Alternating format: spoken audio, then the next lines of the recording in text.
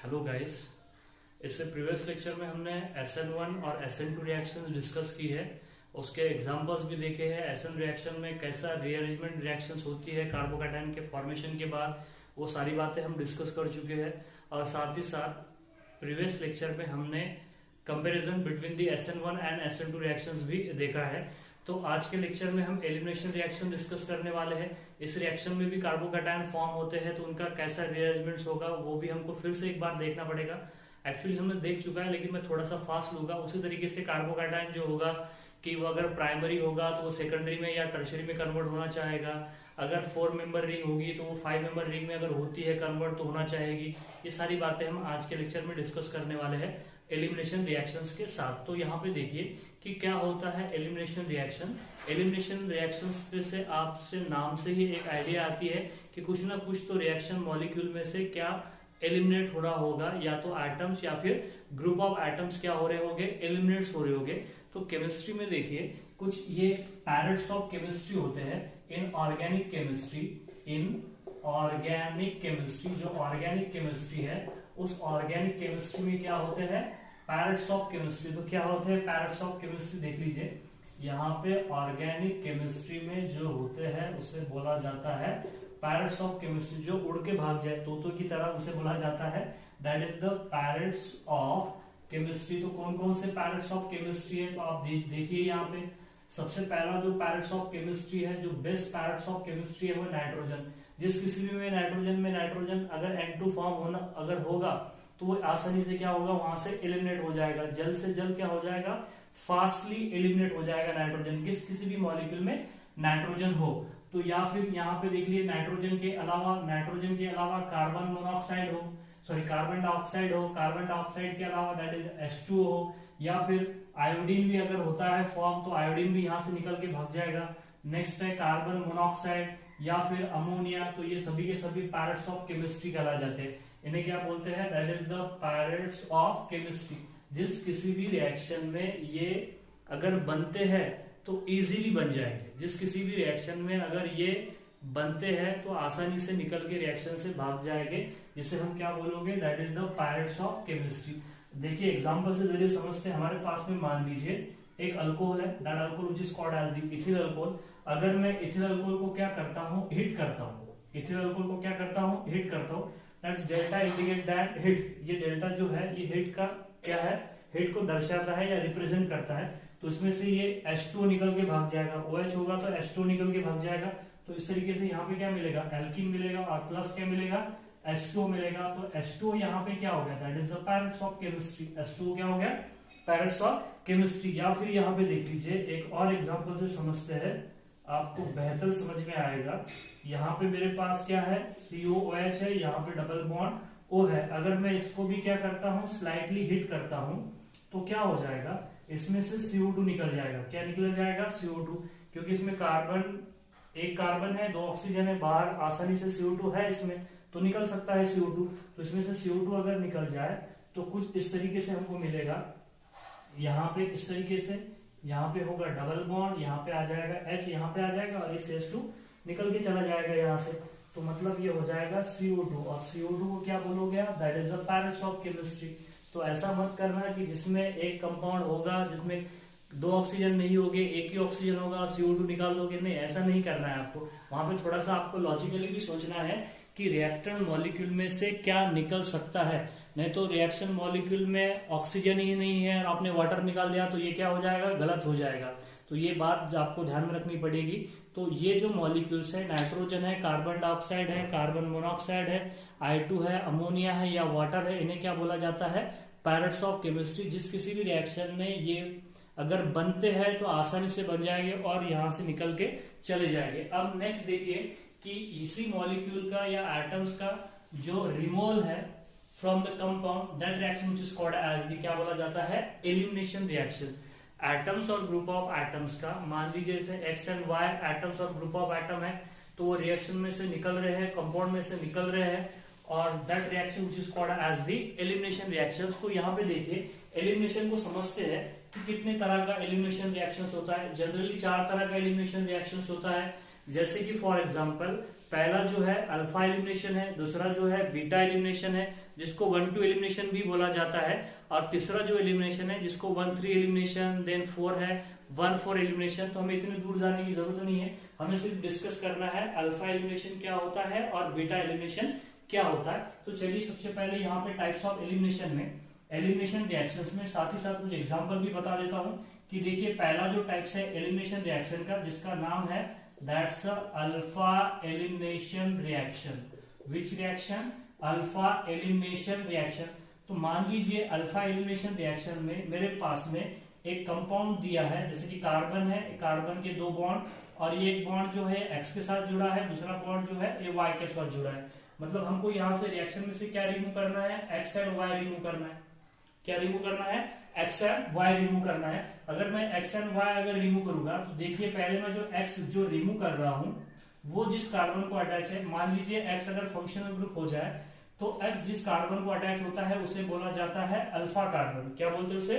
Alpha carbon. तो हम alpha carbon से ही एक्स निकालेंगे और अल्फा कार्बन से ही हम क्या निकालेंगे? यहाँ पे वाई निकालेंगे। तो दोनों भी एटम सेम कार्बन से निकालना या अल्फा कार्बन से निकालना, उसे क्या बोलोगे आप? Alpha elimination. क्या बोलोगे? What do you call them? Which is called as the alpha elimination. अगर मैं सेम कार्बन से दोनों भी अगर एक्स एंड वाई अगर निकाल दूं तो ये कार्बन है और ये कार्बन के 2 इलेक्ट्रॉन बचेंगे और 1 इलेक्ट्रॉन की पेयर बचेगी, जिसे क्या बोलते हैं? Which is called as the carbene. क्या बोलेंगे इसे आप?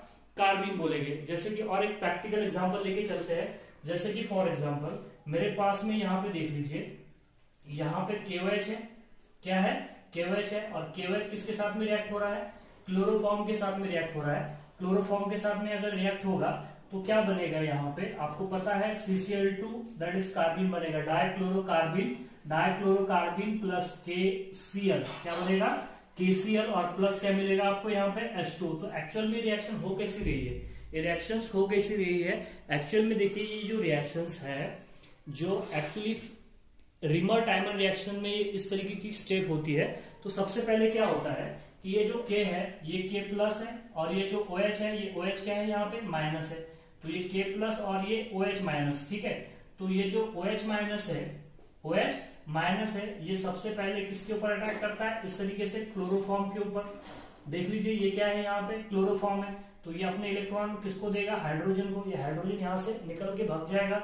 तो यहाँ पे क्या फॉर्म होगा? इस क्लोरीन के जो 3 क्लोरीन जो कार्बन से जुड़े हैं उस कार्बन पे आ जाएगा negative charge.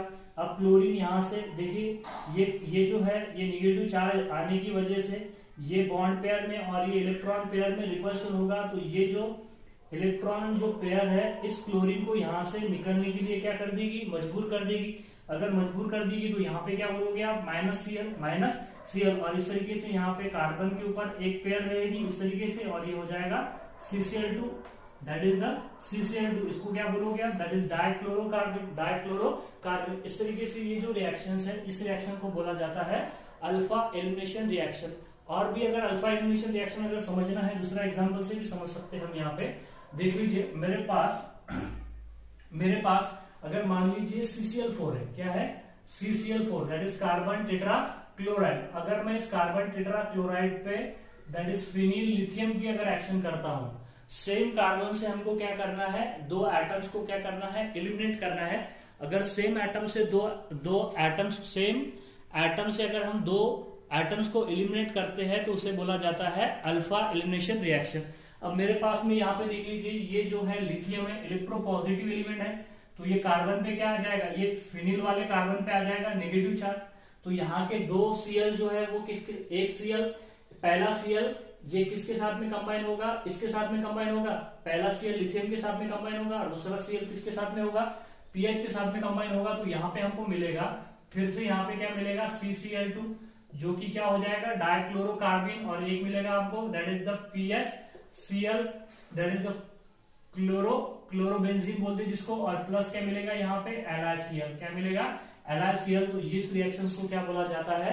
That reaction is alpha elimination reaction. Alpha elimination reaction आपको बात समझ में आ गई होगी कि अगर हमें 2 एटम रिमूव करना है या 2 ग्रुप ऑफ एटम रिमूव करना है, अगर वो हमने सेम कार्बन से अगर रिमूव कर दिए एक एटम पहले कार्बन से, दूसरा एटम भी पहले कार्बन से, मतलब अल्फा कार्बन से, तो उसे बोला जाएगा अल्फा एलिमिनेशन रिएक्शन।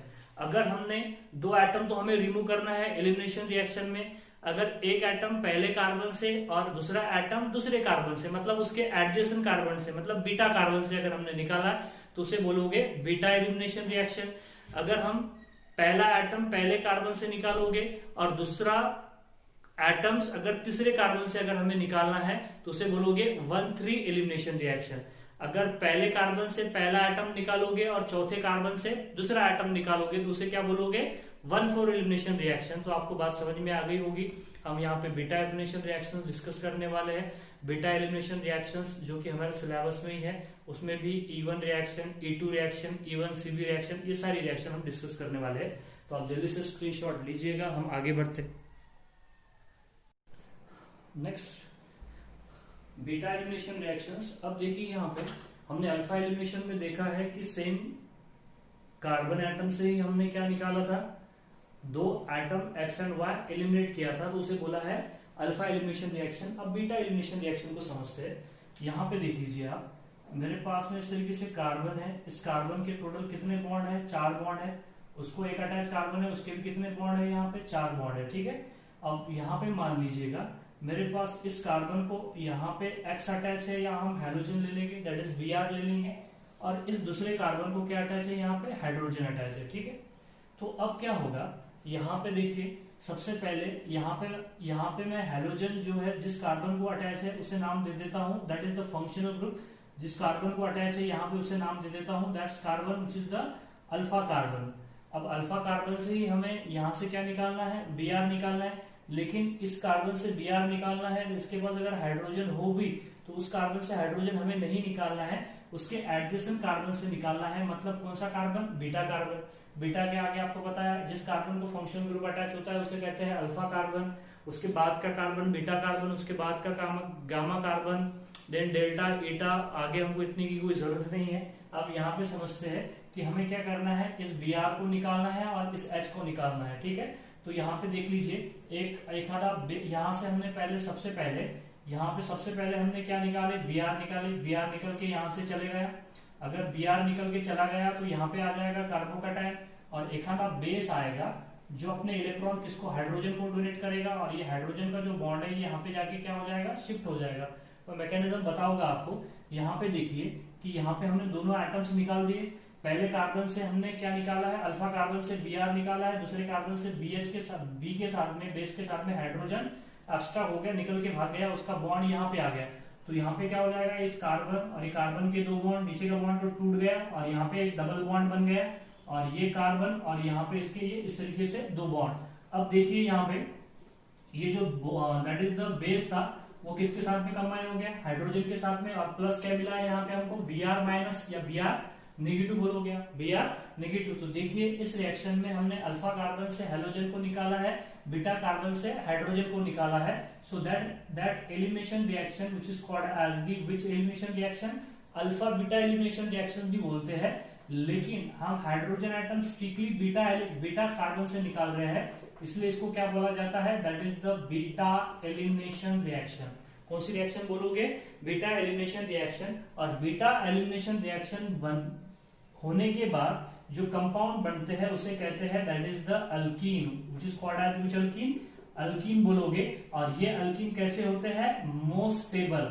मतलब यहाँ पे अगर दो तरह के अल्कीन अगर बनना पॉसिबल है तो उसमें सबसे ज्यादा जो स्टेबल अल्कीन होगा वो यहाँ पे क्या होगा, फॉर्म होगा। कौन सी रिएक्शन में, बीटा एलिमिनेशन रिएक्शन में। जैसा कि अल्फा एलिमिनेशन रिएक्शन में हमने देखा है कार्बिन फॉर्म होते हैं, तो उसी तरीके से बीटा एलिमिनेशन रिएक्शन में क्या फॉर्म होते हैं, अल्कीन फॉर्म होते हैं।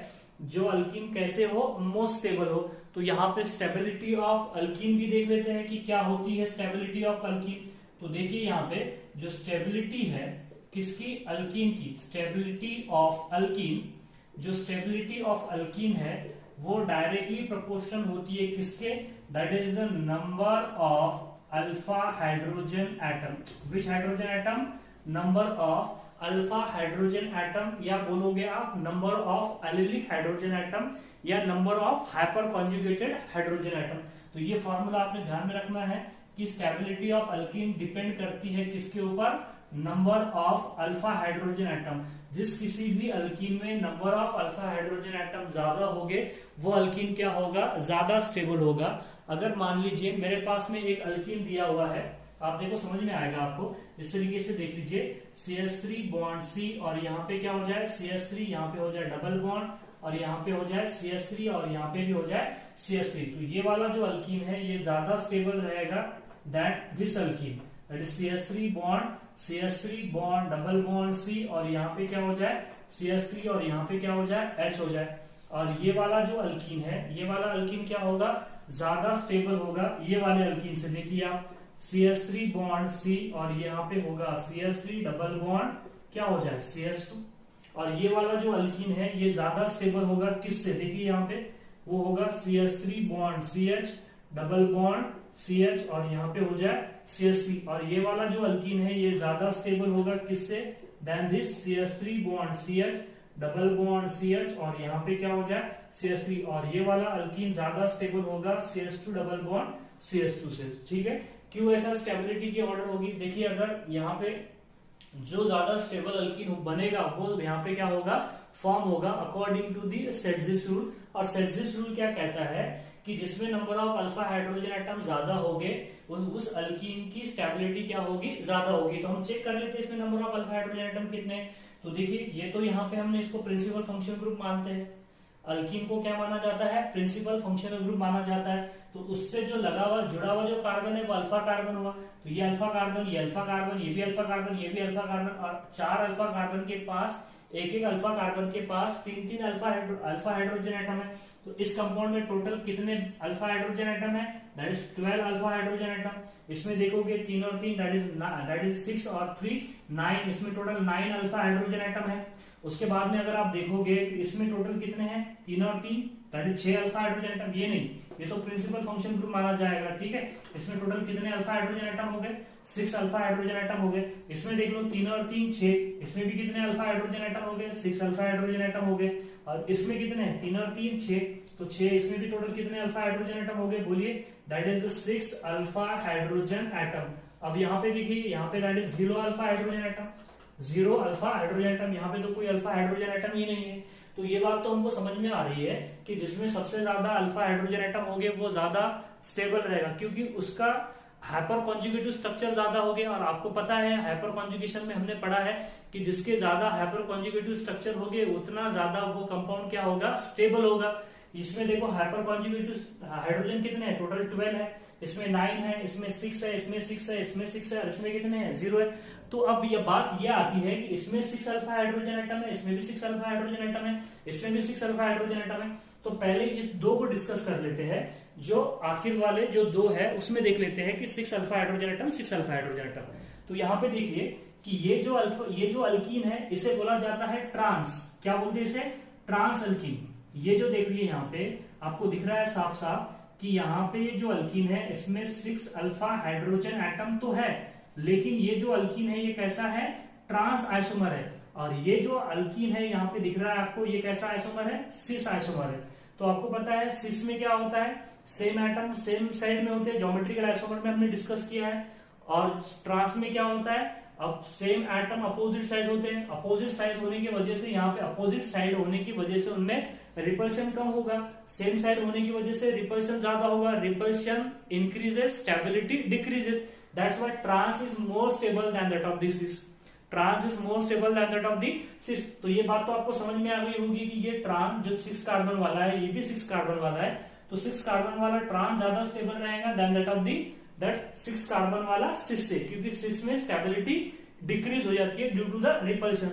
अब बात ये आती है कि इस कंपाउंड में और इस कंपाउंड में ये ज्यादा स्टेबल क्यों है, ये ज्यादा स्टेबल क्यों है। तो मैं इसे इन दोनों को यहाँ पे फिर से यहाँ पे बनाता हूँ। देखिए मान लीजिए ये जो स्ट्रक्चर है, फिर से थोड़ा बड़ा स्ट्रक्चर बनाता हूँ। यहाँ पे देख लीजिए ये क्या हो गया, CH3 हो गया, ये भी क्या हो गया, CH3 हो गया, और ये क्या हो गया, सामने डबल बॉन्ड CH2 हो गया। और इस स्ट्रक्चर को बनाता हूँ, या फिर इस स्ट्रक्चर को, दोनों को मिला के बना सकते हैं, कोई प्रॉब्लम नहीं। या तो सिस होगा या तो फिर क्या होगा, ट्रांस होगा। CH3 क्या हो जाएगा यहाँ पे, बोलिए, CH3 bond CH double bond CH, और सामने क्या होगा, CH3 होगा। यहाँ पे क्या होगा, CH3। अब इस कंपाउंड में आप देख लीजिए, इस कंपाउंड में भी टोटल 6 अल्फा हाइड्रोजन एटम है, इस कंपाउंड में भी 6 अल्फा हाइड्रोजन एटम है, मान लीजिए ये ए है, और इस जो कंपाउंड निकाला है हमने, इसमें भी टोटल कितने अल्फा हाइड्रोजन एटम है, 6 अल्फा हाइड्रोजन एटम है। ये कंपाउंड मान लीजिए ये क्या है, बी है। तो हमने बोला है कि A is more stable, A is more stable than that of the B. तो ऐसा क्यों हुआ है? तो देखिए यहाँ पे जो हाइपर कॉन्जुगेशन हो रहा है ये 6 हाइड्रोजन की वजह से या 2 CH3 की वजह से हो रहा है। तो ये हाइपर कॉन्जुगेशन देखिए सेम डायरेक्शन में हो रहा है, सेम डायरेक्शन में हो रहा है, मतलब वो हाइपर कॉन्जुगेशन क्या हो जाएगा, ऐड हो जाएगा। लेकिन यहाँ पे देख लीजिए, यहाँ पे देख लीजिए, ये CH3 का हाइपर कॉन्जुगेशन इधर हो रहा है और दूसरे CH3 का हाइपर कॉन्जुगेशन इधर हो रहा है, मतलब एक में के क्या हो रहा है, अपोजिट साइड हो रहा है। तो अपोजिट साइड में थोड़ा सा क्या आ जाएगा, कैंसलेशन फैक्टर आ जाएगा। आपको बात समझ में आ रही है कि यहाँ पे हाइपर कॉन्जुगेशन क्या हो रहा है, सेम डायरेक्शन में होने की वजह से क्या हो जाएगा, ऐड हो जाएगा। सेम डायरेक्शन में होने की वजह से क्या हो जाएगा, ऐड हो जाएगा, इसलिए इसकी स्टेबिलिटी क्या हो जाएगी, ज्यादा बढ़ जाएगी। और इसमें यहाँ पे थोड़ा बहुत क्या हो जाएगा, हाइपर कॉन्जुगेशन अपोजिट डायरेक्शन में होने की वजह से थोड़ा सा यहाँ पे क्या हो जाएगा, कैंसलेशन हो जाएगा। तो कैंसलेशन होने की वजह से उसकी स्टेबिलिटी क्या हो जाएगी, घट जाएगी। और यहाँ पे हाइपर कॉन्जुगेशन ऐड हो रहा है तो उसकी स्टेबिलिटी बढ़ जाएगी। इसलिए मैंने बोला है कि ये जो स्ट्रक्चर्स है ये ज्यादा स्टेबल रहेगा देन दैट ऑफ दिस सिस और ट्रांस। सिस और ट्रांस मतलब समझ में आ गया आपको कि मतलब मोर सब्स्टिट्यूटेड अल्कीन। यहाँ पे मैं फिर से लिखता हूं, ये आपको बात पता ही है कि that's A is more stable than B, A is more stable than B. तो यहाँ पे देखिए जो ज्यादा सब्स्टिट्यूटेड अल्कीन है, दिख रहा है आपको, यहाँ पे देखिए इसको, ये जो अल्कीन है इसमें टोटल कितने अल्किल ग्रुप है, 4 अल्किल ग्रुप है, इसमें 3 अल्किल ग्रुप है, इसमें 2 अल्किल ग्रुप है, इसमें 2 अल्किल ग्रुप है, मतलब more substituted alkenes are more stable. हम लिख सकते हैं इन शॉर्ट में, यहाँ पे पॉइंट के जरिए हम लिख सकते हैं कि मोर सब्स्टिट्यूटेड, क्या बोलोगे आप यहाँ पे, more substituted alkenes, more substituted alkenes are more stable. क्या बोलोगे आप, more substituted alkenes are the more stable and that's more stable alkene that is more substituted alkene are called as, उसको बोला जाता है सेडजिप्स अल्कीन। क्या बोलते हैं उसको, सेडजिप्स अल्कीन बोला जाता है। क्या बोलोगे उसे, सेडजिप्स अल्कीन। या फिर उसे देखो इस तरीके से बोला जाता है, दैट इज द ZARTVE, इस तरीके से, that is the Saytzeff alkyne या फिर जेटिव अल्कीन, ये सेडजिप्स ही बोला जाता है उसे। तो देखिए अभी जो नीट 2020 में दिया था कि इस तरीके से दिया था सेडजिप्स, ये सेडजिप्स ही होता है, ठीक है, इसे बोला जाता है सेडजिप्स अल्कीन। और जो लेस सब्स्टिट्यूटेड अल्कीन होगा, जो कि क्या होगा, लेस स्टेबल होगा। तो देखिए यहाँ पे more substituted alkene are called as the Saytzeff alkene. Saytzeff alkene मतलब ये जो है अल्कीन सेडजिप्स अल्कीन होगा, ये भी सेडजिप्स अल्कीन होगा। लेकिन जो लेस सब्स्टिट्यूटेड अल्कीन होगा, लेस सब्स्टिट्यूटेड अल्कीन मतलब या फिर no substituted alkene, so that is less substituted alkene जो होगा वो कैसा होगा, लेस स्टेबल होगा। वो कैसा होगा, लेस स्टेबल होगा। और लेस स्टेबल अल्कीन को बोला जाता है दैट इज द हॉफमन्स अल्कीन। कौन सा अल्कीन बोलोगे आप उसे, हॉफमन्स अल्कीन। तो ये बात ध्यान में रखना आपने कि लेस सब्स्टिट्यूटेड अल्कीन जो कि क्या रहते हैं, लेस स्टेबल होते हैं, और मोर सब्स्टिट्यूटेड अल्कीन जो कि क्या होते हैं, मोर स्टेबल होते हैं, क्योंकि उनमें हाइपर कॉन्जुगेशन क्या होता है, ज्यादा होता है। तो more substituted alkenes are Saytzeff alkene और less substituted alkenes are less stable and which is called as the, क्या बोलोगे आप उसे, हॉफमन्स अल्कीन बोलोगे, हॉफमन्स अल्कीन बोलोगे। तो अब यहाँ पे देखिए कि जो एलिमिनेशन हो रहा है, हमने एक कार्बन से, पहले कार्बन से हाइड्रोजन को निकाला है, दूसरे कार्बन से किससे निकाला है, हाइड्रोजन को निकाला है। मतलब दोनों एटम एक में के एडजेसेंट कार्बन से निकाला है, मतलब बीटा कार्बन से निकाला है। इसलिए इस रिएक्शन को क्या बोला जाता है, बीटा एलिमिनेशन रिएक्शन।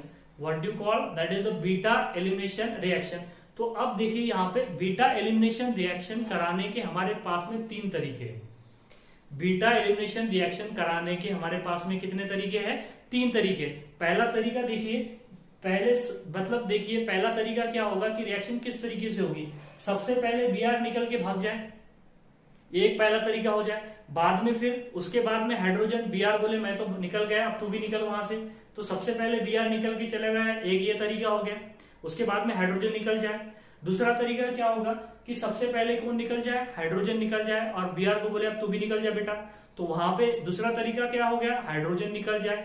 या तीसरा तरीका क्या होगा, दोनों एक साथ निकल जाए, दोनों एक साथ भाग जाए। समझ में आ रही बात है? तो ये तीन ही तो तरीके हो। तो देखिए, या तो Br निकल के चला जाए, या तो हाइड्रोजन निकल के पहले चला जाए, या तो फिर दोनों एक साथ चला जाए।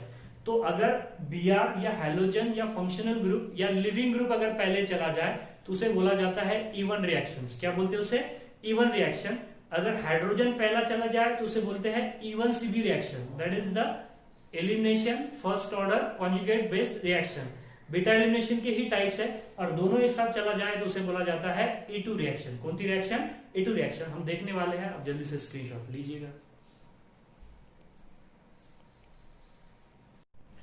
नेक्स्ट देखिए, जो बीटा एलिमिनेशन रिएक्शंस है वो उस बीटा एलिमिनेशन रिएक्शंस के हमारे पास में तीन टाइप्स है, that is the types of beta elimination reactions. यहाँ पे सबसे पहला जो टाइप्स है वो है that is the E one reaction, दूसरा टाइप्स है that is E one CB reaction, और तीसरा जो टाइप्स है that is the E2 reaction. This are the types of beta elimination reaction, even reaction, even CB reaction and the E2 reaction, that is second order reaction, like that SN1 and SN2 reaction उसी तरीके से है। तो अब देख लीजिए यहाँ पे कि क्या होगा इवन रिएक्शन, क्या होगा इवन सीबी रिएक्शन, और क्या होगा that is the E2 reaction. मान लीजिए मेरे पास एक सबस्ट्रेट है, मैं सेंटर में लिखता हूं यहाँ पे, एक सबस्ट्रेट है जिसमें से हमको जिस कार्बन से हमको हैलोजन और हाइड्रोजन निकालना है। तो हमारे पास में इस तरीके से सबस्ट्रेट है, देख लीजिए यहाँ पे मेरे पास में, मान लीजिएगा आप, यहाँ पे हाइड्रोजन है, यहाँ पे क्या है हाइड्रोजन है, और यहाँ पे क्या है Br है, या फिर कोई भी हाइड्रोजन एटम, हम ठीक है Br ले लेते हैं, कोई प्रॉब्लम नहीं। तो पहली पॉसिबिलिटी ये है हमारे पास में, मैंने अभी पहले ही बोला है, 2 मिनट पहले ही बोला है कि हमारे पास में हाइड्रोजन और हैलोजन को निकालने की तीन पॉसिबिलिटीज है, तीन तरीके हैं हमारे को हाइड्रोजन और हैलोजन को निकालने के। या तो सबसे पहले Br निकल जाए और हाइड्रोजन को बोले बेटा अब तू आ जा, या तो फिर दूसरा तरीका यह है कि पहले हाइड्रोजन निकल जाए, Br को बोले अब तू आ जा, या तो दोनों एक साथ निकल जाए। तो सबसे पहले हम क्या करते हैं कि सबसे पहले हम Br को निकालते हैं। तो हमारे पास में पहला तरीका हो जाए कि हम Br को निकालें, तो यहाँ से Br माइनस निकल जाएगा Br निगेटिव। अगर Br निगेटिव निकल जाएगा तो इस कार्बन पे क्या आ जाएगा, पॉजिटिव चार्ज। तो बोलो क्या हो जाएगा, बॉन्ड C, ऊपर बॉन्ड, यहाँ पे क्या रहेगा हाइड्रोजन, और यहाँ पे क्या रहेगा हमारे पास, यहाँ पे रहेगा हमारे पास दैट इज कार्बन, और इस तरीके से उसके दो बॉन्ड, और इस कार्बन पे आ गया पॉजिटिव चार्ज। और हमको पता है कि ये कौन सा आयन है, that is the carbonium ion, या फिर क्या बोलोगे आप इसे, कार्बोकैटायन बोलोगे, कार्बोनियम आयन या फिर कार्बोकैटायन, इस तरीके से फॉर्म होगा। इस हाइड्रोजन को मैं ऊपर लिख देता हूँ, हमें हाइड्रोजन, ये वाला हाइड्रोजन इस कार्बन से ऊपर हो या नीचे हो कोई फर्क नहीं पड़ता। अब यहाँ पे एक आधा बेस आया, नेक्स्ट देख लीजिए, एक आधा बेस आया जिसने बाद में क्या किया, इस हाइड्रोजन को अपने इलेक्ट्रॉन दे दिया। बेस की वजह से क्या हो गया, यहाँ पे इस कंपाउंड का डीप्रोटोनेशन हो गया, मतलब प्रोटॉन को उसने क्या कर दिया, लॉस कर दिया। प्रोटॉन को अगर लॉस कर दिया तो यहाँ पे क्या बचेगा, बोलिए, ये B और ये H निकल के भाग जाएगा, तो मतलब क्या हो जाएगा, दैट इज माइनस BH, या फिर हम उस तरीके से लास्ट में भी बता सकते हैं, ये यहाँ से हाइड्रोजन अगर चला जाए तो ये डबल बॉन्ड, ये जो बॉन्ड है हाइड्रोजन और कार्बन का, यहाँ पे जाके क्या हो जाएगा, शिफ्ट हो जाएगा, मतलब यहाँ पे क्या बनेगा, डबल बॉन्ड बनेगा। तो मतलब देखिए यहाँ पे कि C बॉन्ड, यहाँ पे डबल बॉन्ड, यहाँ पे हो जाएगा C, और ये हो जाएगा इस तरीके से बॉन्ड, और प्लस क्या मिलेगा आपको, दैट इज द BH मिलेगा। तो यहाँ पे जो अल्कीन मिलेगा आपको, कैसा अल्कीन मिलेगा, मोस्ट स्टेबल अल्कीन। हमने देखा है कि मोस्ट स्टेबल अल्कीन ही मिलते हैं, तो इस रिएक्शन में हमको क्या मिल गया, अल्कीन मिल गया। तो आपको बात समझ में आ रहा है कि सबसे पहले Br निकला है, Br माइनस हाइड्रोजन बोले तो सॉरी हाइड्रोजन निकला है, तो इस रिएक्शन को बोला जाता है इवन रिएक्शन। कौन सी रिएक्शन, इवन रिएक्शन। मैंने पहले ही बोला है कि अगर हाइड्रोजन पहले निकल जाए तो that reaction is called as the E one reaction. अब नेक्स्ट देखिए यहाँ पे, इससे आगे लिखते हैं कि सबसे पहले अगर हाइड्रोजन निकल जाए, मतलब एक आधा बेस आया, स्ट्रॉन्ग बेस होगा, तभी तो टक्कर मारेगा किसको, हाइड्रोजन को अपने इलेक्ट्रॉन दे दिया, तो यहाँ से BH निकल के भाग गया, तो फिर यहाँ पे क्या बनेगा, बोलिए, यहाँ पे बनेगा that is the bond C, नीचे बॉन्ड, सामने बॉन्ड C, और ऊपर बॉन्ड, नीचे बॉन्ड, और यहाँ पे क्या हो जाएगा, दैट इज Br हो जाए। यहाँ का हाइड्रोजन चले गया तो इस कार्बन पे आ गया नेगेटिव चार्ज, कार्बो अनायन बन गया। अब यहाँ पे देखिए ये क्या होगा, इसके आगे क्या होगा, नेक्स्ट मैं थोड़ा नीचे लिख देता हूँ यहाँ पे नेक्स्ट क्या होगा, कि ये जो निगेटिव चार्ज है इस Br के इलेक्ट्रॉन पेयर को क्या करेगा, रिपेल करेगा, मतलब इसे निकलने के लिए यहाँ से क्या करेगा, मजबूर करेगा। उसके बाद में क्या होगा, ये निगेटिव चार्ज यहाँ पे आके डबल बॉन्ड बना लेगा। ये निगेटिव चार्ज जो दिख रहा है आपको, ये किस में कन्वर्ट हो जाएगा, डबल बॉन्ड में कन्वर्ट हो जाएगा, और ये Br यहाँ से निकल के भाग जाएगा। तो फिर यहाँ से Br माइनस निगेटिव निकल गया। देखो पहले हाइड्रोजन निकला है, बाद में क्यों निकला है, Br निकला है, मतलब इस निगेटिव चार्ज ने हाइड्रोजन निकलने की वजह से जो कार्बन पे नेगेटिव चार्ज जो डेवलप हुआ है, कि उसने क्या किया, इस Br को यहाँ से निकालने के लिए मजबूर कर दिया। तो यहाँ पे देखिए क्या बना है, देखिए डबल बॉन्ड हो जाएगा, C हो जाएगा, और इस तरीके से बॉन्ड हो जाएगा, मतलब यहाँ पे भी हमको क्या मिलेगा, अल्कीन मिलेगा। तो ये जो रिएक्शन है इसे बोला जाता है E1CB रिएक्शन। क्या बोलते हैं इसे, E1CB reaction, first order elimination conjugate base reaction. देखिए ये जो कंपाउंड है इसमें से हाइड्रोजन निकलने के बाद में ये जो कंपाउंड बना है इसे बोला जाता है कॉन्जुगेट बेस। इसे क्या बोला जाता है, कॉन्जुगेट बेस। यहाँ पे देखिए ये जो सब्सटेंस है ये ये देखिए यहाँ से हमने हाइड्रोजन निकाला, हाइड्रोजन निकालने के बाद में जो नई स्पीशीज बनी है उसे बोला जाता है कॉन्जुगेट बेस। जैसे कि फॉर एग्जांपल अगर मैं यहाँ पे HCl लूं, HCl में से हाइड्रोजन अगर निकाल दूं H++ Cl-, तो ये Cl- क्या हो गया, कॉन्जुगेट बेस हो गया, किसका, HCl का। उसी तरीके से अगर मैं यहाँ पे H2SO4 अगर बना दूं, H2SO4 से क्या बनेगा, दैट इज H++ SO4-, तो HSO4 जो हो जाएगा ये कॉन्जुगेट बेस हो जाएगा H2SO4 का। अगर कोई एसिड में से H+ निकल जाए तो उसका एक H+ निकल जाए तो उसका बनता है कॉन्जुगेट बेस, कॉन्जुगेट बेस। अगर एक कोई बेस में से अगर कोई बेस में एक H+ ऐड हो जाए तो उसे बोला जाता है उसका कॉन्जुगेट एसिड, कॉन्जुगेट एसिड। अगर मैं HCl का कॉन्जुगेट बेस पूछूं तो Cl-, बेस पूछा अगर कोई एसिड का तो H+- कर देना।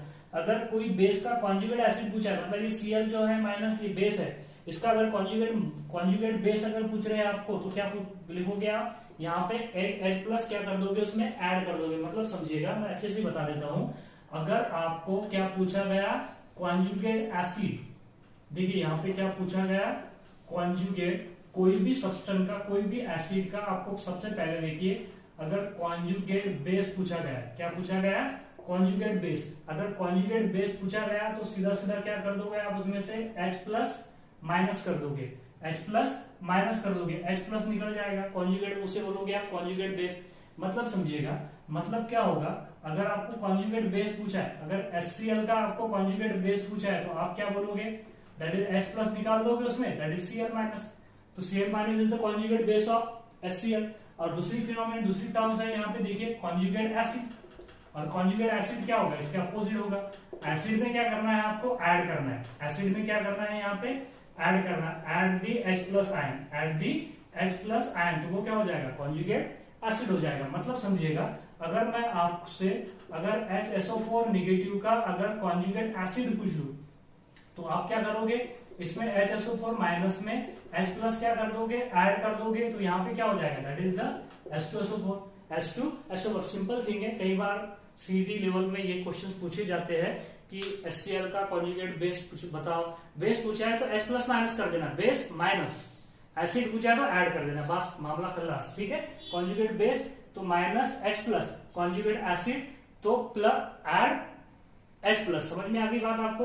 तो यहाँ पे कॉन्जुगेट बेस फॉर्म होता है, इसलिए इसको क्या बोलते हैं, E1CB reaction, E1CB reaction. Next possibility क्या है हमारे पास, नेक्स्ट पॉसिबिलिटी है कि हाइड्रोजन और हाइड्रोजन दोनों साथ में निकल जाए, हाइड्रोजन और हाइड्रोजन दोनों साथ में निकल जाए। अगर दोनों साथ में निकल जाए तो क्या होगा, देखिए यहाँ पे बता देता हूं कि दोनों अगर साथ में निकल जाए, मतलब हाइड्रोजन और Br, मतलब यहां से क्या निकल गया, हाइड्रोजन भी निकल गया और Br भी निकल गया, दोनों साथ में निकल गए। साथ ही साथ बताता हूं, हाइड्रोजन भी माइनस और Br भी माइनस, ठीक है, हाइड्रोजन माइनस और Br भी यहाँ पे माइनस हो जाए तो इस रिएक्शन को बोला जाता है E2 reaction, E2 reaction. Hydrogen भी भाग गया और Br भी भाग गया, तो इस तरीके से यहाँ पे भी क्या मिलेगा आपको, अल्कीन ही मिलेगा। क्या मिलेगा, अल्कीन ही मिलेगा। तो सारे इसमें E1 रिएक्शन हो या E2 रिएक्शन हो या E1CB रिएक्शन हो, सारे रिएक्शन में आपको क्या मिलने वाला है, अल्कीन मिलने वाला है। तो एक्चुअली देखिए कि रिएक्शन किस तरीके से हो रही है कि E1 रिएक्शन कब होगी, E2 रिएक्शन कब होगी और E1CB रिएक्शन कब होगी। हाइड्रोजन सबसे पहले छोड़ के चला जाए तो उसे E1 रिएक्शन बोलोगे। एक आधा स्ट्रॉन्ग बेस आए, सबसे पहले अगर बेस ऐड करे और उसने हाइड्रोजन लेके चला जाए, डीप्रोटोनेशन करा दे बेस कोई बेस, तो वहां पे इवन सीबी रिएक्शन हो जाएगी। अगर दोनों साथ में अगर निकल जाए, दोनों साथ में अगर निकल के भाग जाए हाइड्रोजन और हैलोजन, तो उसे बोलोगे आप E2 रिएक्शन। कौन सी रिएक्शन बोलोगे? E2 reaction. तो हम यहाँ पे इवन रिएक्शंस को डिस्कस करने वाले हैं। इवन रिएक्शन को क्या बोलोगे? Elimination first order reaction, elimination second order reaction, then elimination first order conjugate base reaction. तो इवन रिएक्शन है वो, उसमें रिएक्शंस क्या हो रही है तो बात समझ में आ रही है आपको। पहले कार्बोकैटायन फॉर्म हो रहा है, इसका आयोनाइजेशन हो रहा है, बाद में बेस का क्या हो रहा है? अटैक हो रहा है। वीक बेस बोलोगे। स्ट्रॉन्ग बेस अगर हो जाए तो conjugate base acid, conjugate base reaction हो जाएगी। ठीक है, आप स्क्रीनशॉट लीजिएगा, आगे बढ़ते हैं।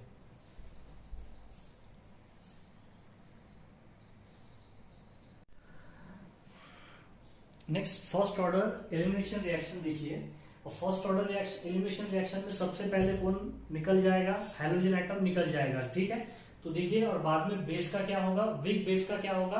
अटैक होगा। तो यहाँ पे देख लीजिए कि सबसे पहली जो स्टेप्स है इसमें, स्टेप वन में क्या हो रहा है? That is the step one में हो रहा है, दैट इज आयोनाइजेशन। क्या हो रहा है? सबस्ट्रेट का आयोनाइजेशन टू प्रोड्यूस और टू गिव। आयोनाइजेशन होने के बाद में हमको क्या मिल रहा है? कार्बोकैटायन मिल रहा है। ये देखिए, सबसे पहले क्या होगा? आयोनाइजेशन होगा। मैं फिर से बता रहा हूं यहाँ पे कि सबसे पहली जो स्टेप है वो आयोनाइजेशन होगा। कुछ इस तरीके से होगा आयोनाइजेशन।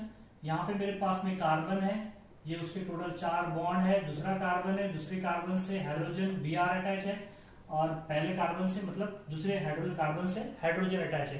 तो सबसे पहले यहां से कौन निकल जाए? सबसे पहले यहां से कौन निकल जाए? इस Br को निकाल दो यहां से। तो ये Br यहाँ पे क्या हो जाएगा? दैट इज Br माइनस हो जाएगा। ठीक है, मैं Br माइनस उधर लिख दूंगा तो कोई प्रॉब्लम नहीं। यहाँ पे कार्बोकैटायन फॉर्म हो जाएगा कुछ इस तरीके से। देखिए, यहाँ पे हाइड्रोजन है, यहाँ पे कार्बन है, और इसके 2 बॉन्ड है। इस कार्बन पे क्या आ गया? Positive charge. इसको क्या बोलोगे आप? कार्बोकैटायन। फिर कार्बोकैटायन पे सेकंड स्टेप क्या होगी? बोलिए। कार्बोकैटायन पे अटैक होगा। किसका अटैक होगा? बेस का। तो स्टेप सेकंड में क्या होगा? दैट इज द, इसमें से हाइड्रोजन एटम निकल जाएगा बेस के जरिए से। सो दैट इज, उसे बोला जाता है डीप्रोटोनेशन। क्या बोला जाता है?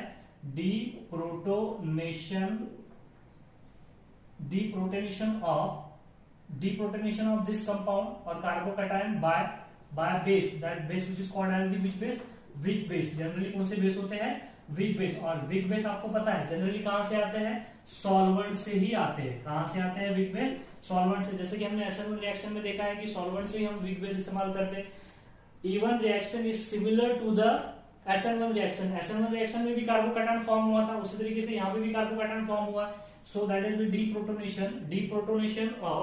deprotonation by weak base। Generally this weak base is coming from the solvents to give alkene। वो क्या देंगे हमको? यहाँ पे अल्कीन देंगे। तो देखो यहाँ पे क्या हुआ, इसको मैं फिर से नीचे लिख देता हूँ। यहाँ पे C, यहाँ पे H और यहाँ पे C, और ऊपर इस तरीके से बॉन्ड, और यहाँ पे क्या आ जाए? Positive charge. अब यहाँ पे एक आना बेस आया, ये बेस ने अपने इलेक्ट्रॉन किसको डोनेट कर दिए? इस हाइड्रोजन को डोनेट कर दिया। हाइड्रोजन निकल के भाग गया। यहाँ पे Br माइनस लिखना जरूरी है। ठीक है, तो ये बॉन्ड जो है ये क्या हो जाएगा? यहाँ पे शिफ्ट हो जाएगा। तो देखिए हमको क्या मिलेगा? नेक्स्ट जो है हमको यहाँ पे ये बॉन्ड C, यहाँ पे डबल बॉन्ड, यहाँ पे C, और ये डबल बॉन्ड C मिलेगा, और प्लस क्या मिलेगा? यहाँ पे हमको BH मिलेगा। अब यहाँ पे देख लीजिए, जो फर्स्ट स्टेप्स है, first steps is a reversible step. First steps is a reversible step, और रिवर्सिबल है और कैसी है? स्लो स्टेप है। और स्लो स्टेप होने की वजह से कौन सी स्टेप करा जाती है? RDS, rate determining step. और जो सेकंड स्टेप्स है, second step is also reversible step. देखिए यहाँ पे ये जो है second step is a reversible step, but it is a which step? Fast step. कैसी स्टेप रहेगी? फास्ट स्टेप रहेगी। यहाँ पे जो पहली जो स्टेप्स है वो रिवर्सिबल स्टेप है। रिवर्सिबल होने की वजह से स्लो भी है, और स्लो के साथ स्लो है इस वजह से क्या रहेगी? रेट डिटरमिनिंग स्टेप रहेगी। और दूसरी स्टेप सॉरी रिवर्सिबल नहीं है, दूसरी स्टेप रिवर्सिबल नहीं है, और वो कैसी है? फास्ट स्टेप है। और फास्ट स्टेप होने की वजह से वो रेट डिटरमिनिंग स्टेप नहीं रहेगी। मतलब यहाँ पे समझिएगा कि 2 स्टेप में रिएक्शन हो रही है, इवन रिएक्शन। पहले तो कार्बोकैटायन फॉर्म हो रहा है, बाद में बेस अटैक कर रहा है। बेस क्या कर रहा है? हाइड्रोजन को लेके भाग जा रहा है, डीप्रोटोनेशन हो रहा है। और यहाँ पे क्या फॉर्म हो रहा है? अल्कीन फॉर्म हो रहे हैं। क्या फॉर्म हो रहे हैं यहाँ पे? अल्कीन फॉर्म हो रहे हैं, that alkene is a most stable alkyne. कौन से अल्कीन फॉर्म हो गए, कौन से स्टेबल है, ये हम पहले देख चुके हैं, ठीक है। तो यहाँ पे देखिए कि इसमें जो इवन रिएक्शन है, इसमें जो रेट ऑफ रिएक्शन डिपेंड करेगा सिर्फ concentration of this alkyl halide, not the concentration of base, क्योंकि बेस कैसा लिया गया है यहाँ पे, वीक बेस लिया गया है। मतलब अगर मैं इसका काइनेटिक्स अगर लिखूं यहाँ पे, kinetics of which reaction, E one reactions, तो क्या होगा, kinetics of E one reaction, in this reaction rate is equals to K into concentration of alkyl halide, मतलब only the concentration of alkyl halide, not the concentration of this base, base के ऊपर rate of reaction depend नहीं रहेगा। Hence it is, ये कौन सी reaction कहलाई जाएगी, hence it is a first order, क्या बोलोगे आप इसे, first order elimination reaction. Hence it is a first order elimination reaction. जिस तरीके से SN1 रिएक्शन है, उसी तरीके से ये रिएक्शन भी क्या हो जाएगी, फर्स्ट ऑर्डर रिएक्शन हो जाएगी। मतलब इसका अगर मैं ईपीडी अगर बताऊं आपको, ईपीडी मतलब एनर्जी प्रोफाइल डायग्राम, क्या बोलोगे आप, एनर्जी प्रोफाइल डायग्राम। तो इसकी एनर्जी प्रोफाइल डायग्राम देखिए किस तरीके से होगी। सबसे पहले हम एनर्जी प्रोफाइल डायग्राम में या ईपीडी में हम क्या लिखते हैं, रिएक्शन कोऑर्डिनेट और पोटेंशियल एनर्जी के अक्रॉस में हम यहाँ पे रिएक्शन कोऑर्डिनेट लेते हैं। ये क्या हो जाए, रिएक्टेंट की पोटेंशियल एनर्जी, यहाँ पे क्या हो जाए, प्रोग्रेस ऑफ रिएक्शन। तो यहाँ पे देखिए रिएक्टेंट की कुछ ना कुछ एनर्जी है, यहाँ से स्टार्ट हुआ, पहली ट्रांजिशन स्टेट, दूसरी ट्रांजिशन स्टेट, और फाइनल में हमको यहाँ पे क्या मिलेगा, प्रोडक्ट मिलेगा। प्रोडक्ट क्या मिलेंगे हमको, यहाँ पे अल्कीन मिलेंगे, क्या मिलेंगे, अल्कीन। और यहाँ पे क्या था, अल्कीन हलाइड था, और ये क्या हो जाएगी इसमें, ट्रांजिशन स्टेट 1, और ये क्या हो जाएगी, ट्रांजिशन स्टेट 2। और यहाँ पे हमारा इस गड्ढे में क्या फॉर्म हुआ है, that is the carbonium ion. और ये जो स्टेप है ये स्लो है, मैंने आपको बताया, इसलिए ये रेट डिटरमिनिंग स्टेप है। और दूसरी स्टेप कैसी है, फास्ट है, इसलिए वो रेट डिटरमिनिंग स्टेप नहीं है। तो इस रिएक्शन में एक ही स्टेप पे रेट ऑफ रिएक्शन डिपेंड करता है, इसलिए इस रिएक्शन को क्या बोला जाता है, फर्स्ट ऑर्डर एलिमिनेशन रिएक्शन। अब उसके एग्जांपल भी देखते हैं कि फर्स्ट ऑर्डर रिएक्शन के, एलिमिनेशन रिएक्शन के कौन से रियल में एग्जांपल है। लेकिन आपको बात समझ में आ गई होगी कि हाइड्रोजन एटम पहले निकलेगा, कार्बोकैटायन फॉर्म होगा। अब वो कार्बोकैटायन, अगर वो कार्बोकैटायन स्टेबल नहीं है तो कार्बोकैटायन क्या होने की कोशिश करेगा, स्टेबल होने की कोशिश करेगा, उसे बोलोगे रीअरेंजमेंट ऑफ कार्बोकैटायन। ये भी हमने देखा है, फिर से एक बार और देखने वाले हैं। उसके बाद में अटैक होगा बेस का, जो एब्स्ट्रैक्ट करेगा किसको, प्रोटॉन को, मतलब डीप्रोटोनेशन होगा किसका, इसका कार्बोकैटायन का, बाय वीक बेस। और वीक बेस जनरली कहां से आएंगे, सॉल्वेंट में से आएंगे, लाइक दैट SN1 रिएक्शन। अब इसके कुछ रियल एग्जांपल डिस्कस करते हैं, तब तक के आप स्क्रीनशॉट लीजिएगा। नेक्स्ट देखिए एग्जांपल देखते हैं इवन रिएक्शंस का। पहला एग्जांपल है E one reactions of bromocyclohexane in methanol. अब यहाँ पे देखिए, जैसे ही हम ब्रोमोसाइक्लोहेक्सेन लेंगे तो ब्रोमोसाइक्लोहेक्सेन देखिए, सबसे पहले तो ये हो गया साइक्लोहेक्सेन, और ये हो जाएगा दैट इज Br, तो ये हो गया ब्रोमोसाइक्लोहेक्सेन। तो हमें हाइड्रोजन और क्या निकालना है, Br निकालना है, एलिमिनेशन रिएक्शन करना है। लेकिन सबसे पहले यहाँ पे देखिए आप, ये हो गया ब्रोमोसाइक्लोहेक्सेन।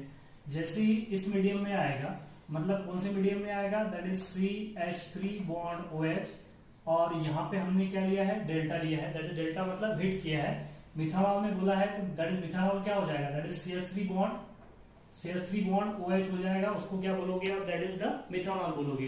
तो ये भी रिएक्शन कितने स्टेप में होगी, 2 स्टेप में होगी। तो सबसे पहले क्या होगा, पहली स्टेप 1 में क्या होता है, फॉर्मेशन ऑफ कार्बोकैटायन होता है।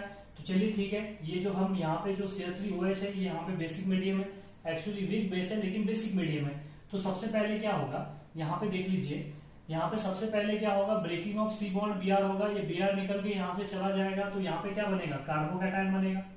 देखिए यहाँ पे पहली स्टेप में सबसे पहले यहाँ पे क्या बनेगा, दैट इज द कार्बोकैटायन। अब ये कार्बोकैटायन बन गया, ये कार्बोकैटायन कौन सा है, सेकेंडरी कार्बोकैटायन है। अब रीअरेंज तो होने की कोई चांसेस ही नहीं है यहाँ पे। नेक्स्ट स्टेप क्या है, स्टेप सेकंड में क्या होगा, जो मिथेनॉल है, मिथेनॉल अपने में का जो ऑक्सीजन है वो क्या करेगा, मतलब वो क्या करेगा, lone pair of electron donate करेगा किसको, हाइड्रोजन को। हाइड्रोजन क्या करेगा, एब्स्ट्रैक्ट करेगा। चलो ठीक है, मैं ये लिख देता हूँ इसे। यहाँ पे देखिए आप कि ये हो गया दैट इज कार्बोकैटायन। अब ये जो कार्बोकैटायन है, यहाँ पे देखिए, यहाँ पे हाइड्रोजन है, तो यहाँ पे भी आपको पता है कितने हाइड्रोजन है, 2 हाइड्रोजन है। तो ये जो मिथानॉल है that is CH3 bond OH, CH3 bond OH, ये जो है अपने प्रोटॉन क्या करेगा, अपने इलेक्ट्रॉन डोनेट करेगा किसको, हाइड्रोजन को। तो ये हाइड्रोजन यहाँ से क्या कर लेगा, एब्स्ट्रैक्ट कर लेगा, और ये बॉन्ड ब्रेक होके क्या हो जाएगा, यहाँ पे क्या बन जाएगा, डबल बॉन्ड बन जाएगा। क्या बन जाएगा, डबल बॉन्ड। अब यहाँ पे देखिए क्या होगा कि इस तरीके से हमको स्ट्रक्चर मिलेगा, इस तरीके से स्ट्रक्चर मिलेगा। ये डबल बॉन्ड आ गया, यहाँ पे क्या हो गया, हाइड्रोजन हो गया, यहाँ पे क्या हो गया, हाइड्रोजन हो गया, प्लस प्लस क्या हो जाएगा, CH3 बॉन्ड OH2, और ये ऑक्सीजन पे आ जाएगा पॉजिटिव चार्ज। इस तरीके से हमको क्या मिलेगा यहाँ पे, alkene, that alkene which is called as the cycloalkene. क्या बोलोगे आप इसे, साइक्लोअल्कीन। देखिए कितना सिंपल सी रिएक्शंस है कि सबसे पहले तो फॉर्मेशन ऑफ कार्बोकैटायन होगा लाइक दैट SN1 रिएक्शन के जैसा, और उसके बाद में वीक न्यूक्लियोफाइल जो है, सॉरी वीक बेस क्या करेगा, हाइड्रोजन को, बीटा हाइड्रोजन को क्या कर लेगा, एब्स्ट्रैक्ट कर लेगा, और इस तरीके से यहाँ पे क्या बना देगा, दैट इज द साइक्लोअल्कीन। क्या बना देगा यहाँ पे, साइक्लोअल्कीन। तो क्या यहाँ पे ये जो है हमने जो मिथानॉल लिया है, क्या ये मिथानॉल ये अपने लोन पेयर ऑफ इलेक्ट्रॉन जिस कार्बन पे पॉजिटिव चार्ज है उसे डोनेट नहीं कर सकता क्या, बिल्कुल कर सकता है। अगर वो यहाँ पे ये मिथानॉल में का जो ऑक्सीजन है जिसके ऊपर लोन पेयर ऑफ इलेक्ट्रॉन है, अगर वो हाइड्रोजन को अपने इलेक्ट्रॉन ना देके, हाइड्रोजन को इलेक्ट्रॉन ना देके अगर इस कार्बन पे दे दे, तो जिसपे कार्बन पे क्या है, पॉजिटिव चार्ज है, तो ये मिथानॉल बेस कहलाएगा क्या, नहीं, मिथानॉल कहलाएगा न्यूक्लियोफाइल। क्या कहलाएगा, न्यूक्लियोफाइल। क्योंकि मैंने आपको बोला था कि न्यूक्लियोफाइल क्या होना चाहिए, पावरफुल होना चाहिए, क्योंकि उसे किस पे अटैक करना पड़ता है, कार्बन पे अटैक करना चाहते हैं। लेकिन बेस क्या होता है, जिसकी दोस्ती सिर्फ किसके साथ होती है, हाइड्रोजन के साथ होती है। तो ये हाइड्रोजन को लेके चला जाएगा, तो यहाँ पे क्या बनेगा, अल्कीन बनेगा। तो ये रिएक्शन कौन सी हो जाएगी, इवन रिएक्शन हो जाएगी। अगर ये बेस, अगर ये मिथानॉल, अगर मिथानॉल अपने इलेक्ट्रॉन जो है उस कार्बन को दे दे, तो कौन सी रिएक्शन हो जाएगी, SN1 रिएक्शन। तो देखिए पहली स्टेप तो सिमिलर है, पहली स्टेप SN1 में और E1 में तो सेम स्टेप है, लेकिन दूसरी स्टेप ही क्या है, थोड़ी सी यहाँ पे देखिए, यहाँ पे E1 भी रिएक्शन हो सकती है, SN1 भी रिएक्शन होती है। मतलब यहाँ पे ये मिथानॉल किसको अपने इलेक्ट्रॉन देता है उस पर डिपेंड करता है कि SN1 होगी या SN2, मतलब E1 रिएक्शन होगी। तो कई बार क्या होता है कि ऐसी पॉसिबिलिटी डेवलप हो जाती है कि SN1 भी हो सकता है और E1 रिएक्शन भी हो सकता है। तो E1 रिएक्शन कभी भी SN1 रिएक्शन पे डोमिनेट नहीं होगी, E1 रिएक्शन SN1 रिएक्शन पे कभी डोमिनेट नहीं होगी। हाँ, SN1 E1 रिएक्शन पे क्या हो सकती है, डोमिनेट हो सकती है। तो मतलब देखिए मैं लिख ही देता हूं यहाँ पे कि SN1 रिएक्शन और that is the E1 reaction, E1 reaction can never be dominated over the which reaction, SN1 reaction। SN1 reaction पे E1 reaction कभी भी dominate नहीं होगी, but SN1 reaction can dominate it, but SN1 reaction can be dominated over the किस पर बोलोगे आप, over the which reaction, SN1 reaction, E1 reaction। मतलब समझिएगा यहाँ पे कि पहली स्टेप तो देखिए सब SN1 रिएक्शन और E1 रिएक्शन में पहली स्टेप तो सेम ही है, फॉर्मेशन ऑफ कार्बोकैटायन। अब यहाँ पे अगर मिथानॉल बेस एक्ट हुआ तो वो हाइड्रोजन को लेके चला जाएगा, अल्कीन भी लेगा, तो E1 रिएक्शन हो जाएगी। अगर वो मिथानॉल ने अपने इलेक्ट्रॉन अगर उस कार्बन को दे दिए जिस कार्बन पे पॉजिटिव चार्ज है, तो कौन सी रिएक्शन हो जाएगी, SN1 रिएक्शन। तो यहाँ पे दूसरी स्टेप में दोनों भी पॉसिबिलिटी है कि E1 भी हो सकता है, E2 भी हो सकता है, लेकिन E1 रिएक्शन कभी भी अगर SN1 हो रहा है तो E1 रिएक्शन SN1 रिएक्शन पे डोमिनेट नहीं होगी, SN1 रिएक्शन E1 रिएक्शन पे क्या हो जाएगी, डोमिनेट हो जाएगी। मतलब समझिएगा, इसी रिएक्शन को हम दोबारा से देखते हैं कि अगर फॉर एग्जांपल SN1 अगर रिएक्शन हुई तो कौन सा प्रोडक्ट मिलेगा, और SN2 रिएक्शन हुई तो कौन सा, मतलब E1 रिएक्शन हुई तो कौन सा प्रोडक्ट मिलेगा। ये Br है, ये हाइड्रोजन है। अगर मान लीजिए मेरे पास यहाँ पे क्या हुआ, पहले इसमें कार्बोकैटायन तो दोनों इसके सेम फॉर्म होते हैं, अगर SN1 रिएक्शन हो जाए तो क्या हो जाएगा, बोलिए, SN1 रिएक्शन हो जाए तो इस Br की जगह पे क्या आ जाएगा, OCH3 आ जाएगा। Br की जगह पे कौन आ जाएगा, OCH3 आ जाएगा। मतलब ये कौन सी रिएक्शन, ये कौन सा प्रोडक्ट हो जाएगा, that is the SN1 product. कौन सा प्रोडक्ट हो जाएगा, SN1 प्रोडक्ट। अगर SN1 रिएक्शन ना हुई तो ये कौन सा प्रोडक्ट हो जाएगा, दैट इज द, इसे क्या बोलोगे आप, that is the E1 product. क्या बोलोगे आप, इसे E1 प्रोडक्ट बोलोगे। तो आपको बात समझ में आ गई। तो SN1 रिएक्शन डोमिनेट हो जाएगी मतलब SN1 प्रोडक्ट हमारा कैसा रहेगा, मेजर प्रोडक्ट रहेगा और इवन प्रोडक्ट कैसा रहेगा यहाँ पे इस रिएक्शन में माइनर प्रोडक्ट रहेगा, माइनर प्रोडक्ट रहेगा। तो सर आप बोलोगे कि सर आपने एलिमिनेशन रिएक्शन कराई ही क्यों, सीधा सीधा SN1 रिएक्शन करा देते। तो देखिए हमें यहाँ पे क्या दिया है, क्या दिया है, डेल्टा। डेल्टा का मतलब क्या दिया है, हिट। अगर हम उसे हिट अगर इस्तेमाल कर रहे हैं तो कम से कम 10 या 15% में भी तो एलिमिनेशन रिएक्शन होगा। हिट की वजह से 10 या 15% की परसेंट में भी तो क्या हो सकता है, एलिमिनेशन रिएक्शन हो सकता है। आपको बात समझ में आ रही है कि हमने SN1 रिएक्शन ना करा के एलिमिनेशन रिएक्शन क्यों करा है, क्योंकि हमको यहाँ पे क्या दिया है, डेल्टा दिया है। और डेल्टा का मतलब होता है कि वहां पे हिट सप्लाई करी, कुछ ना कुछ तो क्या होगा, वहां से एलिमिनेट होगा, भले ही वो कम परसेंटेज में क्यों ना एलिमिनेट हो। तो साइमल्टेनियसली हमने यहाँ पे दोनों भी रिएक्शन बता दी कि E1 रिएक्शन और SN1 रिएक्शन। E1 और SN1 रिएक्शन में ये स्टेप तो कॉमन है, लेकिन सेकंड स्टेप देखिए यहाँ पे। सेकंड स्टेप क्या हुआ कि अगर बेस अपने इलेक्ट्रॉन अगर हाइड्रोजन को दे तो E1 रिएक्शन हो जाएगी, अगर बेस अपने इलेक्ट्रॉन कार्बोकैटायन को दे दे तो SN1 रिएक्शन हो जाएगी। क्या हो जाएगी, SN1 रिएक्शन। तो यहाँ पे SN1 और SN2 प्रोडक्ट भी हमने बता दिए कि अगर दोनों पॉसिबिलिटी है तो E1 SN1 जो प्रोडक्ट रहेगा वो मेजर प्रोडक्ट रहेगा और E1 प्रोडक्ट जो रहेगा वो क्या रहेगा, यहाँ पे माइनर प्रोडक्ट रहेगा। और भी कुछ एग्जांपल डिस्कस करते हैं हम यहाँ पे, बाद में हम रीअरेंजमेंट रिएक्शंस भी देखते हैं, तो आप स्क्रीनशॉट ले लीजिएगा। एक और एग्जांपल से समझ लेते हैं।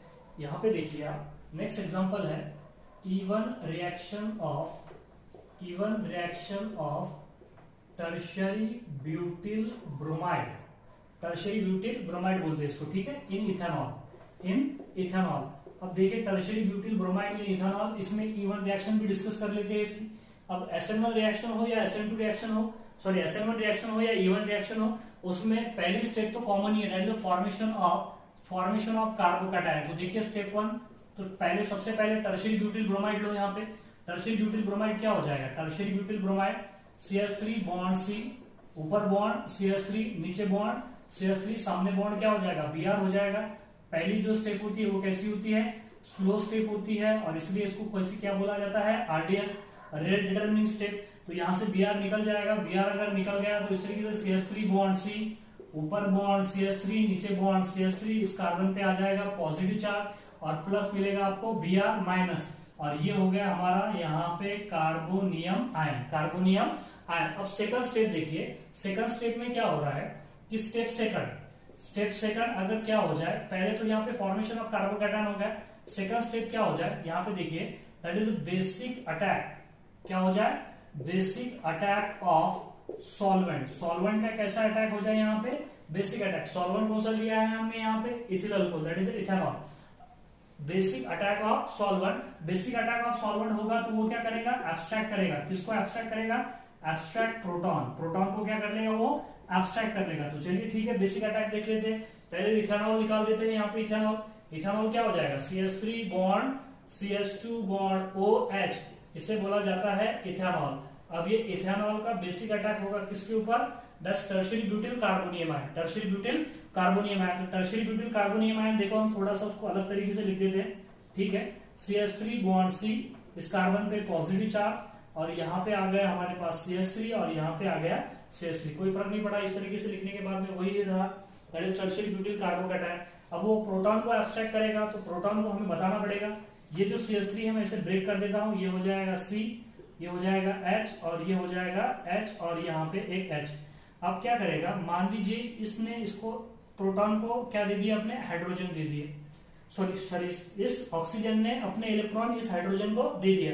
तो ये जो हाइड्रोजन यहाँ से निकल जाएगा, हाइड्रोजन यहाँ से एब्स्ट्रैक्ट हो गया, हाइड्रोजन एब्स्ट्रैक्ट हुआ तो ये बॉन्ड यहाँ पे आ जाएगा, मतलब क्या बनेगा, डबल बॉन्ड बनेगा। क्या बनेगा, डबल बॉन्ड बनेगा। तो कुछ इस तरीके से मिलेगा हमको। यहाँ पे देखिए ये स्टेप कैसी होगी, फास्ट होगी, ये कैसी स्टेप होगी, फास्ट स्टेप होगी। फास्ट स्टेप अगर हुई तो क्या होगा, मिलेगा आपको, देखिए यहाँ पे मिलेगा आपको H बॉन्ड C, नीचे बॉन्ड H, सामने डबल बॉन्ड C और यहाँ पे हो जाएगा CH3 और यहाँ पे क्या हो जाएगा, CH3। इस तरीके से प्रोडक्ट मिलेगा आपको। कुछ इस तरीके से यहाँ पे क्या मिलेगा आपको, प्रोडक्ट मिलेगा। आपको बात समझ में आ गई कि यहाँ पे इस तरीके से प्रोडक्ट मिलेगा। और ये जो रहेगा ये क्या रहेगा, अल्कीन रहेगा। क्या रहेगा, अल्कीन, आइसोब्यूटीन बोलते हैं इसको। मैं ठीक है अल्कीन लिख देता हूँ। अगर ये कौन सी रिएक्शन हो जाएगी, फिर मुझे बताइए ये कौन सी रिएक्शन, ये कौन सा प्रोडक्ट हो गया, अल्कीन मिला है तो कौन सा प्रोडक्ट हो गया, इवन प्रोडक्ट हो गया। कौन सा प्रोडक्ट हो गया? Even product. अगर यहाँ पे स्टेप सेकंड, फिर से देखिए स्टेप सेकंड में ही थोड़ा सा यहाँ पे क्या आ रहा है, डिफरेंस आ रहा है SN1 रिएक्शन में और E1 रिएक्शन में। अगर न्यूक्लियोफाइल का मतलब दैट इज द न्यूक्लियोफाइल का क्या हो गया, अटैक हो गया। किसके ऊपर अटैक हो गया? On the carbonium ion, on the carbonium ion. तो मतलब पहली जो ये स्टेप जो है हमने बोला है कि ये एब्स्ट्रैक्ट हुई तो कौन सी रिएक्शन होगी? E1 रिएक्शन होगी। अब दूसरी स्टेप में हम क्या करने वाले हैं? SN1 reaction. बोले तो nucleophilic attack of solvent.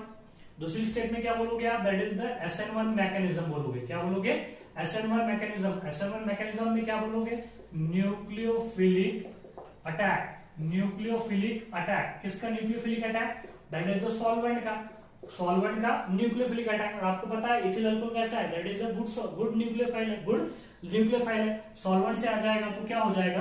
Carbocation निकालोगे फिर से आप, that is CH3 bond C, ऊपर बॉन्ड CH3, नीचे बॉन्ड CH3, इस कार्बन पे positive charge nucleophile, CH3 bond CH2 bond O। इस तरीके से देखिए न्यूक्लियोफाइल। यहाँ पे क्या हो जाएगा? ये OH हो जाएगा।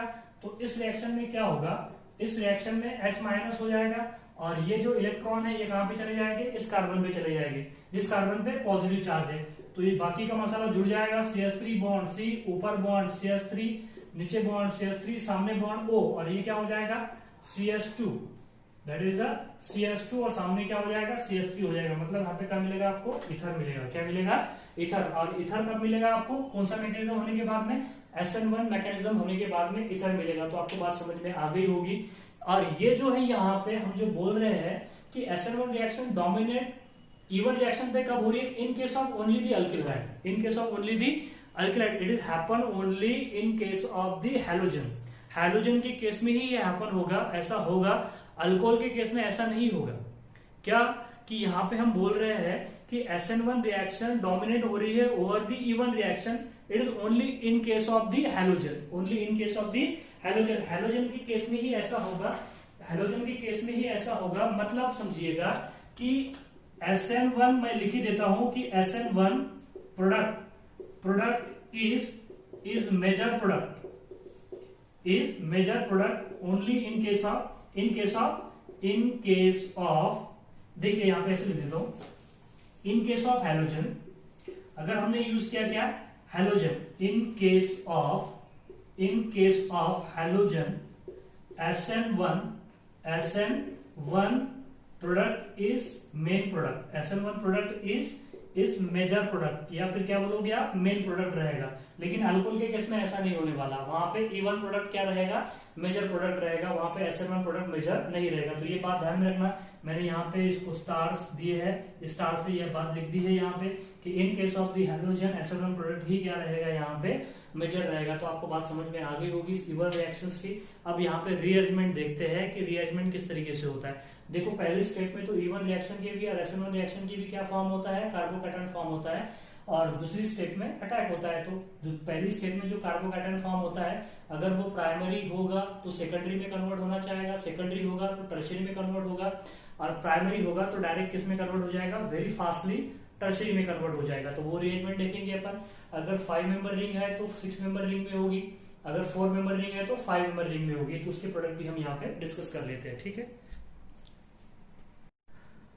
नेक्स्ट रीअरेंजमेंट इन E1 रिएक्शन भी हम डिस्कस कर लेते हैं। देखिए हमारे पास में एक कंपाउंड दिया है, दैट इज 2-bromo-3-methyl ब्यूटेन। तो सबसे पहले तो यहाँ पे देखिए क्या होने वाला है।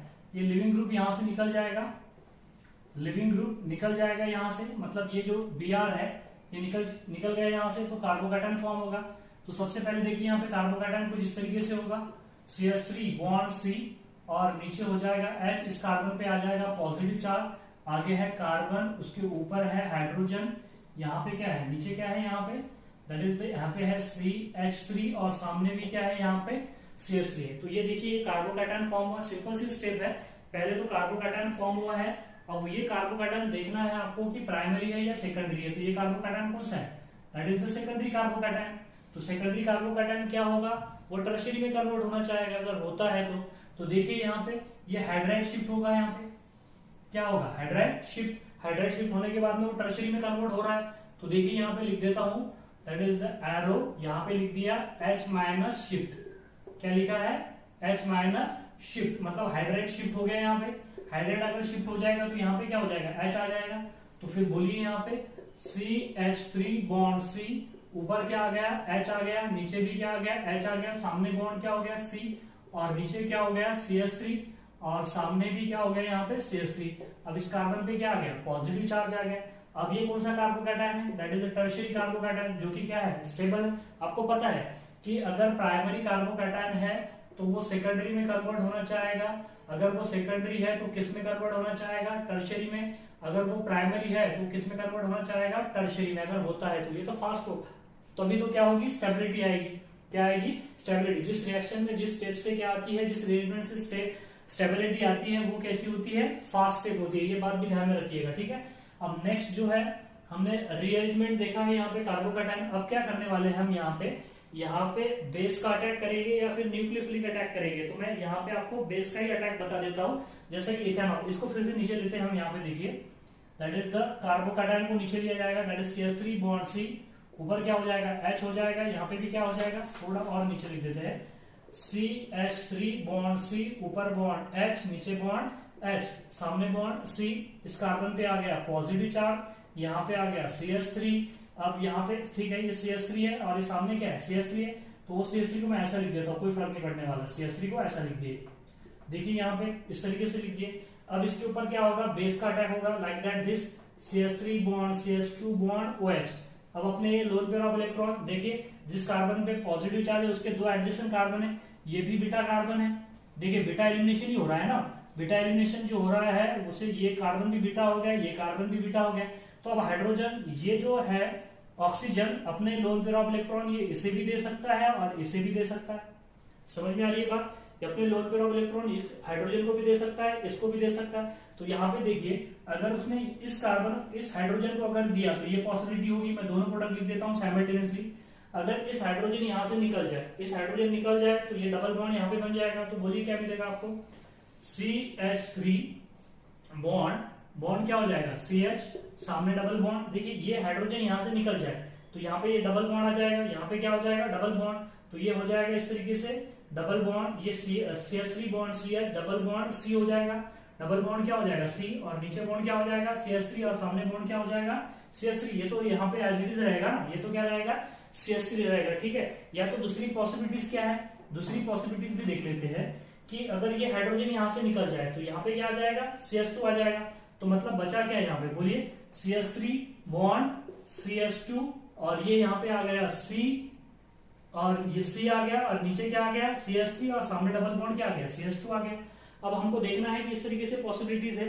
तो अब ये दो अल्कीन मिले हैं, तो इसमें से कौन सा स्टेबल ज्यादा अल्कीन रहेगा, जिसमें जितने ज्यादा अल्फा हाइड्रोजन एटम रहेंगे वो उतना ज्यादा क्या रहेगा, स्टेबल रहेगा, वो उतना ज्यादा क्या रहेगा, मेजर रहेगा। तो मुझे बताइए इस अल्कीन में total number of alpha hydrogen atom कितने, ये 1 2 3 बोले तो 6, और 6 3 9, मतलब इसमें total number of alpha hydrogen atom कितने, 9 है। तो ये कैसा रहेगा, that is the major product रहेगा। कितने, कौन सा प्रोडक्ट रहेगा, मेजर प्रोडक्ट रहेगा। मतलब अबाउट कितने परसेंट तक रहेगा, पता है 90% तक रहेगा। और ये वाला देख लीजिए आप, इसमें कितने अल्फा हाइड्रोजन एटम है, ये देखिए 3 और ये 2, मतलब टोटल कितने हैं इसमें, 5 अल्फा हाइड्रोजन एटम है। और 5 अल्फा हाइड्रोजन एटम होने की वजह से ये प्रोडक्ट कैसा रहेगा, माइनर प्रोडक्ट रहेगा, अबाउट 10% से भी क्या रहेगा, वो कम रहेगा। आपको बात समझ में आ गई होगी कि इस तरीके से क्या हो सकता है, रीअरेंजमेंट होता है A1 रिएक्शन में। एक साइक्लिक कंपाउंड का भी रीअरेंजमेंट देख लेते हैं हम, आप स्क्रीनशॉट लीजिएगा। नेक्स्ट साइक्लिक कंपाउंड का रीअरेंजमेंट भी हम डिस्कस कर लेते हैं। तो सबसे पहले यहाँ पे देखिए आप, क्या होने वाला है कि इस तरीके से रिएक्शन दी है हमको, यहाँ पे एक कंपाउंड दिया है, साइक्लिक कंपाउंड दिया है, और यहाँ पे दिया है मिथानॉल दिया है, और क्या दिया है, हीट दिया है, डेल्टा, ठीक है। अब यहाँ पे दोनों पॉसिबिलिटीज है कि यहाँ पे सब्स्टिट्यूशन रिएक्शंस भी होगी, और कौन सी रिएक्शंस होगी, एलिमिनेशन रिएक्शंस भी होगी।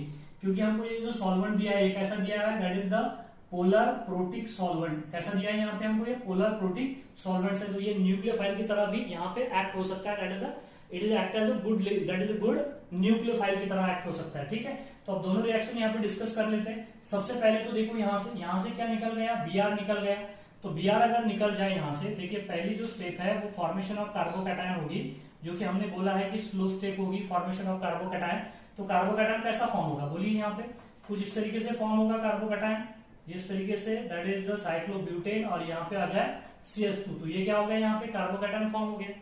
अब कार्बोकैटायन फॉर्म हो गया तो रिंग एक्सपांड होगी। तो आपको पता है कि रिंग के बाहर वाले कार्बन पे अगर पॉजिटिव चार्ज आ जाए, रिंग के बाहर वाले कार्बन पे जो रिंग से डायरेक्टली जुड़ा है उस कार्बन पे पॉजिटिव चार्ज आ जाए तो रिंग क्या होती है, एक्सपांड होती है। तो रिंग को कैसा एक्सपांड किया जाता है, तो सबसे पहले आप क्या काउंट करोगे, 1 2 और 3, 1 2 3, और उसके बाद में नेक्स्ट जो है वो 1 को 3 से जोड़ना है, 2 पे पॉजिटिव चार्ज देना है, 1 को 3 से जोड़ना है और 2 पे क्या देना है, पॉजिटिव चार्ज देना है। इसको बोला जाता है रिंग एक्सपांशन। तो कुछ इस तरीके से रिंग एक्सपांड हो जाएगी। देखिए 4 मेंबर रिंग है तो वो किस में बन जाएगी, 5 मेंबर रिंग में बन जाएगी, और 2 पे क्या आ जाएगा, यहाँ पे पॉजिटिव चार्ज, या यहाँ पे पॉजिटिव चार्ज है तो कोई फर्क नहीं पड़ता इस तरीके से, 2 सभी वही है, ठीक है। तो इस तरीके से यहाँ पे क्या आ जाएगा, पॉजिटिव चार्ज। तो इसको क्या बोला जाता है, that is the ring expansion. क्या बोलते हैं इसको, रिंग एक्सपांशन, क्योंकि 5 member ring is more stable than that of the which ring, that is the 4 member ring, और 4 member ring is more stable than that of the 3 member ring, इस तरीके से होता है, और 6 member ring is more stable than that of the 5 member ring. अब यहाँ पे देख लीजिए, अब यहाँ पे दो पॉसिबिलिटी है, या तो सब्स्टिट्यूशन हो जाए या तो एलिमिनेशन हो जाए, या तो सब्स्टिट्यूशन हो जाए या तो क्या हो जाए, एलिमिनेशन हो जाए। अगर सब्स्टिट्यूशन हुआ तो क्या होगा, सब्स्टिट्यूशन अगर हुआ तो क्या होगा, ये जो मिथानॉल है, ये अपने इसमें जो मिथानॉल है इसमें ऑक्सीजन जो पेपर जो लोन पेयर ऑफ इलेक्ट्रॉन है वो किसको देगा, जिस कार्बन पे पॉजिटिव चार्ज है। तो इस तरीके से मिलेगा हमको, अगर सब्स्टिट्यूशन अगर हो जाए तो देख लीजिए आप, कुछ सब्स्टिट्यूशन अगर हुआ तो कुछ इस तरीके से हमको प्रोडक्ट मिलेगा। अगर एलिमिनेशन रिएक्शन होगा तो उसके जिस कार्बन पे पॉजिटिव चार्ज है उसके एडजेसेंट कार्बन पे क्या निकल जाएगा, हाइड्रोजन निकल जाएगा, और उन दोनों के बीच में क्या आ जाएगा, डबल बॉन्ड आ जाएगा। मतलब कुछ इस तरीके से प्रोडक्ट मिलेगा हमको। देख लीजिए यहाँ पे कुछ इस तरीके से हमको क्या मिलने वाला है, यहाँ पे प्रोडक्ट मिलने वाला है, ठीक है। आपको बात समझ में आ गई होगी। नेक्स्ट पॉसिबिलिटीज क्या है कि ये जो कार्बोकैटायन जो बना है वो क्या हो जाए, रीअरेंज हो जाए, ये वाला कार्बोकैटायन।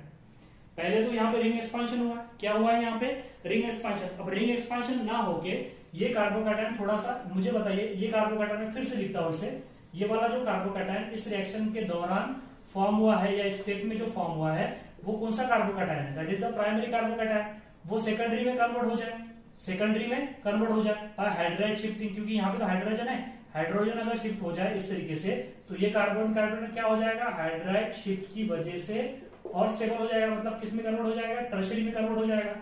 टर्शियरी में अगर कन्वर्ट हो जाए तो किस तरीके से दिखाई देगा, इस तरीके से दिखाई देगा। देख लीजिए यहाँ पे तो हाइड्रोजन है, यहाँ पे क्या हो जाएगा, इस तरीके से हाइड्रोजन यहाँ का शिफ्ट हो गया।